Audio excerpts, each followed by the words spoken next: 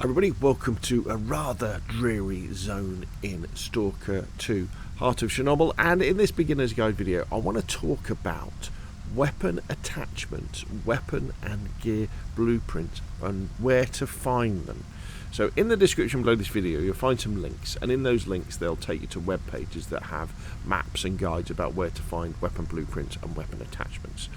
So you can, if you already kind of know what they're about and you just want to find them, by all means click through to those links and wander off, and they'll guide you on your way. But if you're scratching your head about, well, wait a minute, how does this work? I'm going to kind of show you now. So what we can do is, if we jump into our PDA, for example, and we go to upgrades and we look at our weapons, say we go with the Viper 5, and then I just select it, we can see we have various upgrades that we can install when we go to a technician. However, not all of these upgrades for a particular weapon will be available, because we need to find the blueprint for them.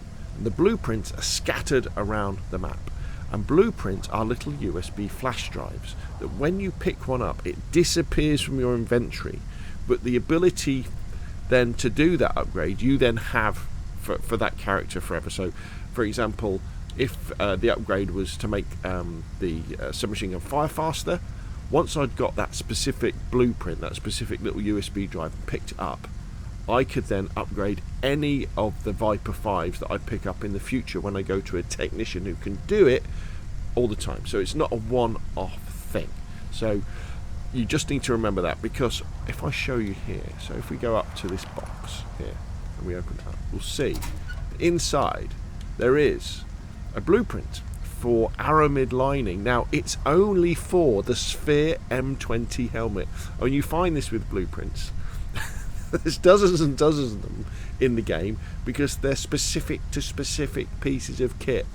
So say in terms of having something like less wear and tear on a machine gun or a rifle or a shotgun, there'll be a separate blueprint for each one of these. Alright, so I haven't got the Sphere M20 helmet at the moment, so but I might as well pick it up. Now watch what happens when I pick it up. It doesn't go into my inventory, but when I come out of my inventory you'll see a notification on the screen, Aramid lighting added. So that means now if I go to a technician and I have that piece of kit and the technician is capable of doing that upgrade and I've got the money, I will then be able to do it. So what we're going to do in a second, we'll through the magic of PC modding, we'll go to a technician and we'll install stuff. But we don't only have blueprint upgrades, we have attachments, and attachments are kind of a little bit more familiar if you come from things like DayZ or PUBG. So for example, what we have here is, see this thing here, this is the holographic sight for the Viper or the MP5K. So as long as I've got the MP5K or the Viper 5 equipped, if I then go over to the attachment, I can then attach to Viper 5, and now I've got a rather nice scope. And you tend to find for most of the guns there'll be things like, as long as the gun can take the scope, so in other words a gun may well need an attachment that means it can take scopes. You have things like, you have like scopes, extended magazines, silencers, that sort of thing. That's what you'll find, and they'll be around the world somewhere. Traders will have them, or maybe you'll be given them as rewards for completing quests, that sort of stuff. So that's a physical attachment that we physically attach to a weapon. And what you must remember to do, of course, is that if you decide to throw this weapon away because you don't want that particular weapon anymore because it's worn out and you've picked up a pristine one, take the attachment off.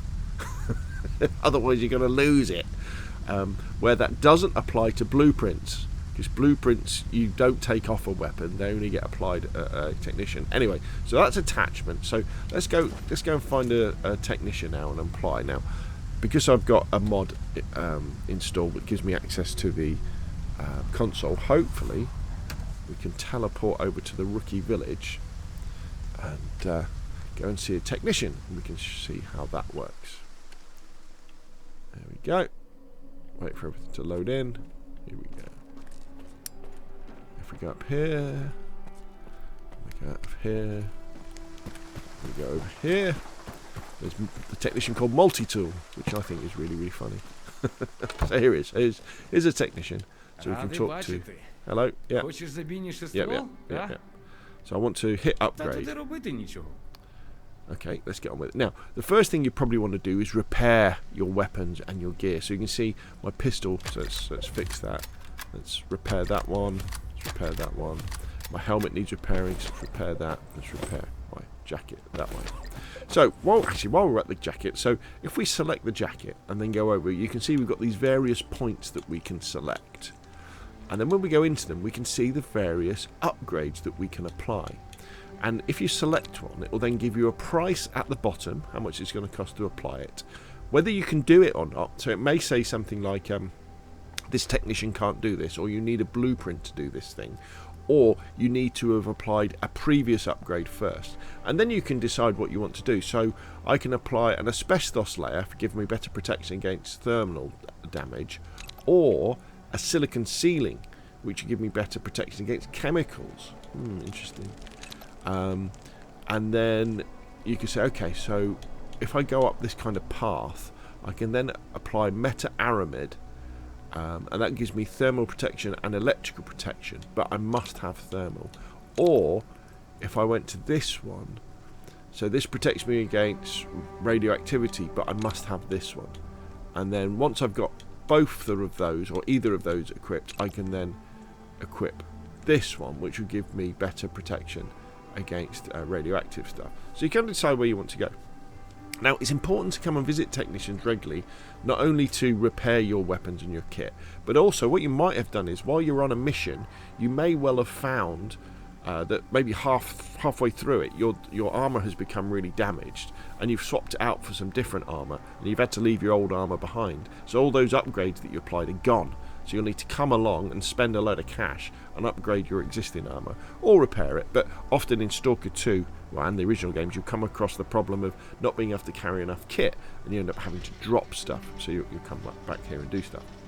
So the thing about technicians, though, is that often is that the technicians in the earlier areas, so for example Zalicia, say round about here, and probably at the scrap heap, which is up here, won't be able to do some of the upgrades that the technicians that are further into the zone will be able to do. So watch out for that. So you may well go talk to a technician and it just says this technician can't apply this upgrade. I probably wouldn't recommend wandering around trying to find specific technicians to apply specific upgrades. It's more of a case of when you visit a technician, you're probably going to want to have your weapon repaired anyway. So I would then go into it and then just see, okay, so what haven't I attached? See, so with this particular one, so wear and tear, we've done that one. Okay, so we can have a customized grip. So yeah, I think we should buy that one. And then we can have change caliber to 45 for more damage, or we can decrease our recoil. Interesting. It's a submachine gun. Let's change the recoil so we can go through and do that. Now we can upgrade these and we can sort of rebuild the path again. What the game doesn't tell you is whether that particular upgrade was subject to owning a blueprint or not. It may be, maybe not, we don't really know.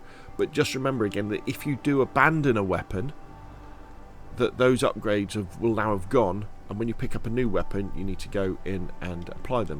And the way that you'll know whether the weapon has upgrades or not is that when you go into your inventory, you'll see that it has that little kind of gear cog in the top left hand corner next to it. So all of these have got bits. So what this means is when you've applied plenty of upgrades to a particular weapon, it's worth keeping that weapon and repairing it in order to keep the upgrades basically as you go along. But just remember, if you do decide to abandon it, make sure you remove the attachments that you've attached to it so you don't lose them, so you don't have to go and buy them again. But don't worry about blueprints, because as soon as you pick up a blueprint, that blueprint then is applied to your character's skill set, even though he's not the one who's actually doing the upgrade, the technician is. And then as long as you go to a technician who can apply that upgrade and you've got enough enough money, you can then apply that upgrade. Okay, so hopefully this has been useful.